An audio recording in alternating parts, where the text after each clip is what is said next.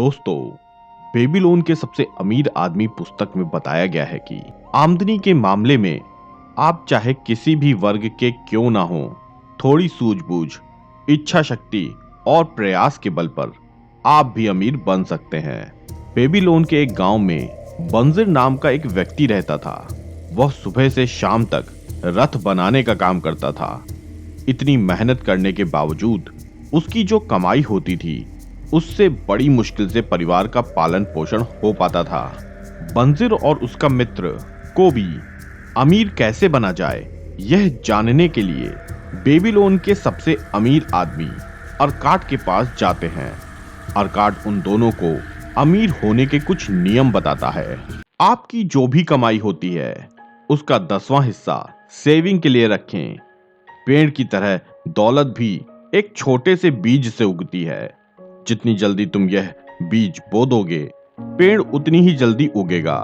तुम जितनी निष्ठा और निरंतरता से उस पेड़ में अपनी बचत का पानी सींचोगे, उतनी ही जल्दी तुम उसकी छाया के नीचे आराम कर सकते हो। दोस्तों, अगर आप 10,000 कमाते हैं तो उसका 10वां हिस्सा यानी 1,000 रुपए जरूर संभाल कर रखें।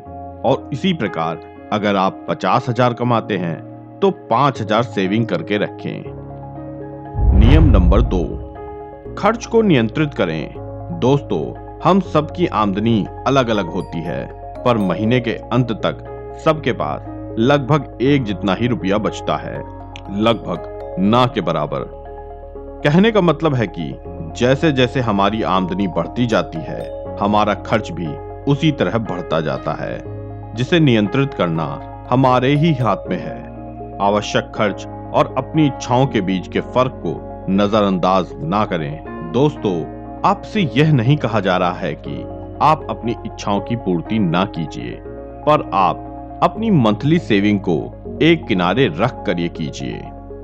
नियम नंबर 3, अपने धन को कई गुना बढ़ाएं।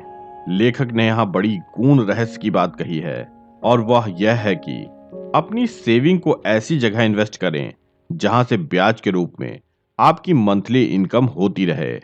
जैसे आप मंथली अगर 5,000 रुपए बचाते हैं तो साल भर में 60,000 और 2 साल में 1,20,000 हो जाएंगे।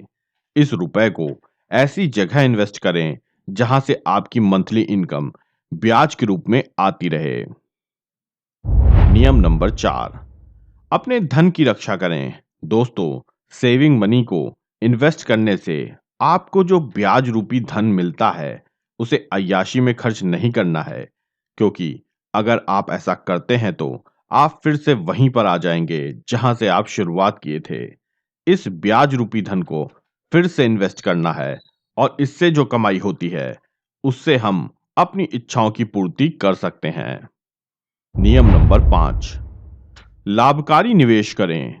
दोस्तों, आप अपने पैसे को जहां भी इन्वेस्ट करें, किसी अनुभवी व्यक्ति से सलाह लेकर ही करें। किसी भी व्यक्ति के कहने पर ना जाएं। लाभकारी निवेश में ही पैसा लगाएं। पूंजी को ऐसी जगह इन्वेस्ट बिल्कुल ना करें जहां पूंजी डूबने का खतरा ज्यादा हो।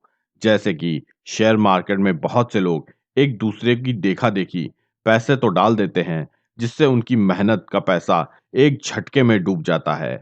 दोस्तों, इस विषय में यदि आप जानकार हों तभी इन्वेस्ट करें। नियम नंबर 6, भावी आमदनी सुरक्षित रखें। दोस्तों, फ्यूचर के बारे में तो किसी को कुछ पता नहीं रहता, तो आप जो भी पैसा इन्वेस्ट करें उससे होने वाली हानि को भी साथ में लेकर चलें। पैसे उतने ही इन्वेस्ट करें जिसके नुकसान होने पर भी आप अपना जीवन यापन सुचारू रूप से कर सकें। दोस्तों, इन नियमों का पालन करके आप भी अपनी इनकम को बढ़ा सकते हैं। मिलते हैं नेक्स्ट वीडियो में, तब तक के लिए धन्यवाद। जय हिंद।